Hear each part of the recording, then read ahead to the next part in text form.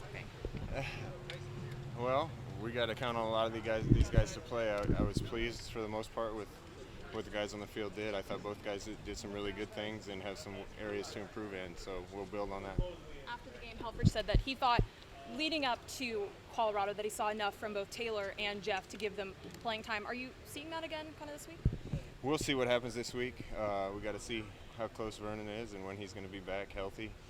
If he's not ready to go, then those two guys have another game of experience under their belt. You guys have always tried to keep three quarterbacks ready, but do you find yourself over the last couple weeks sort of evaluating your number three guy different than you have the last few years?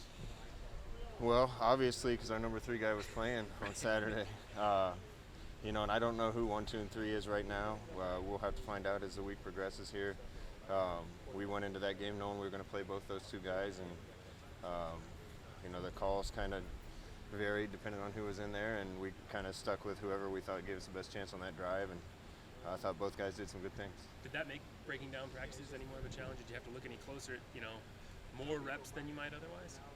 No, we get so many reps in practice that those guys get plenty of reps. Taylor's gotten hundreds of reps since fall camp started, so it isn't like he's sitting on a knee watching practice. He's getting reps, and I felt like both those guys were really prepared to go into that game.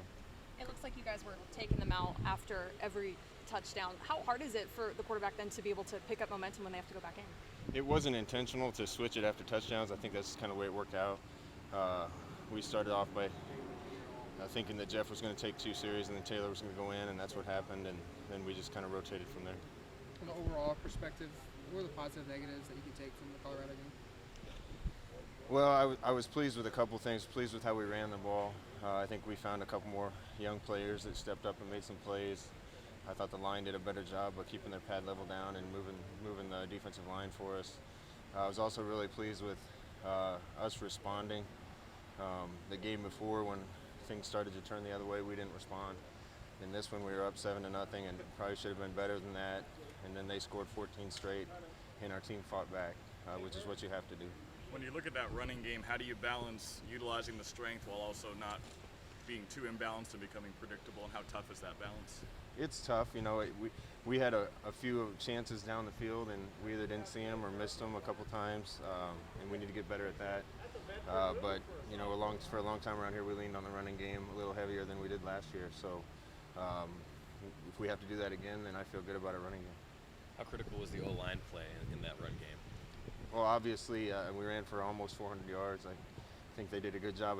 I still think there's improvements to be made there, but the guys had a mindset that we were going to run it to win it, and the O-line was mostly responsible for that. What are you seeing out of Washington State's defense?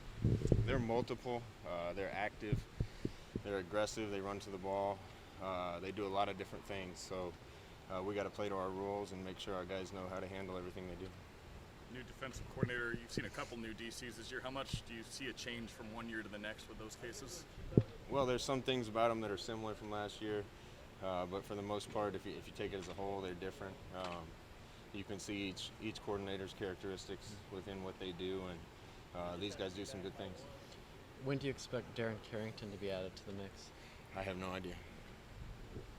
Hey Scott, what do you like about Taj Griffin? It sure seems like he can really run hard. Not only a speedster, but he runs hard. Yeah, he doesn't slow down to make cuts. He hits holes and accelerates, which is great to see, especially from a smaller guy. And without Byron Saturday, it was good to have one more speed guy that we can use in situations, and we're going to have to keep feeding him the ball. What's other than being a true freshman and having good players in front of him? What are some things not allowing him to play more? He did a great job last week of making sure he knew his job. Certain freshmen come in and really go to work learning the offense, and others it takes a little longer. I think it just took Taj a little longer, but he's starting to figure it out.